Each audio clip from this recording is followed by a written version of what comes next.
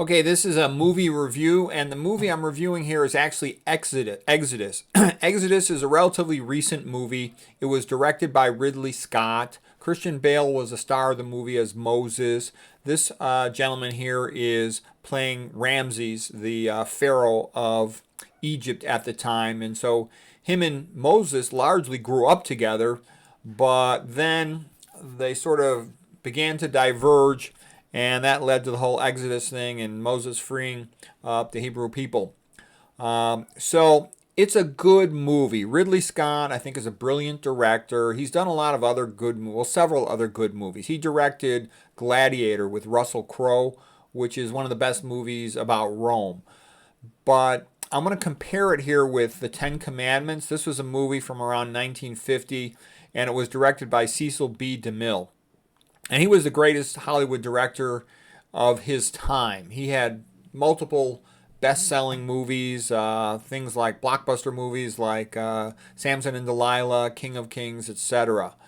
And I saw this movie and I thought it was incredible. It was the idea of an epic movie. It was beautiful, it was magnificent, and it was largely religious. And I think that's the difference mostly between Ten Commandments as a movie versus Exodus. Exodus really came off to me as being a brilliant movie, but mostly about action and special effects.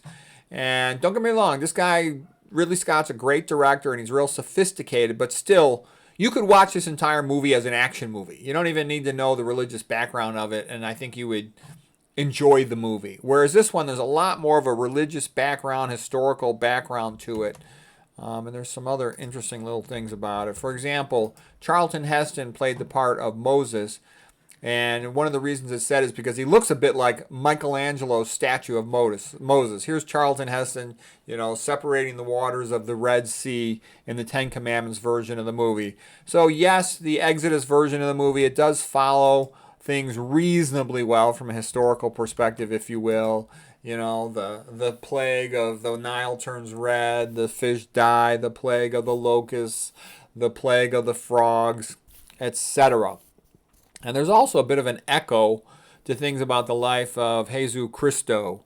For example, well, we won't even go into any more of those details, but all I can say is this comes off like an action movie, this comes off like a religious movie, and this is a better movie. This was a masterpiece. This is a very good movie. It was worth watching, but this was like one of the all-time masterpieces, the great Bible epics. So, one last thing I would say, too, is, most people don't really know that much about the Old Testament. I'm not a Bible scholar. I'm not an Old Testament scholar, but I can tell you this. I've read quite a bit of Bible commentary, and from what I've read, there are far more problems with mistranslation on the Old Testament than there are in the New Testament. And just like I discovered in medicine, many of the so-called experts really don't know what they're talking about. Like if you go to an endocrine doctor, they actually don't know anything about what causes diabetes. Bizarre as that sounds, it's true. You go to a cardiologist, you go to a cardiovascular surgeon, a vascular surgeon, they really don't know much about atherosclerosis. They know about stents, they know about surgery, but they don't know much about atherosclerosis causation.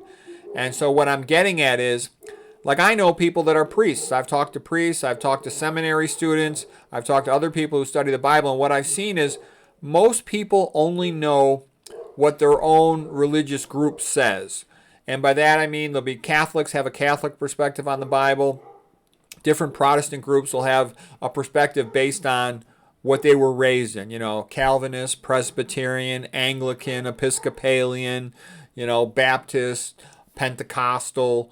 So what I'm saying is most people haven't read a wide perspective on it. And once you start doing that, you become a lot less dogmatic because you see there's other ways to look at things. And I can tell you the amount of mistranslations, and maybe I'll do a video about this in the future on the Old Testament, they're off the charts. It is so mistranslated that a lot of the most basic assumptions turn out to not be true.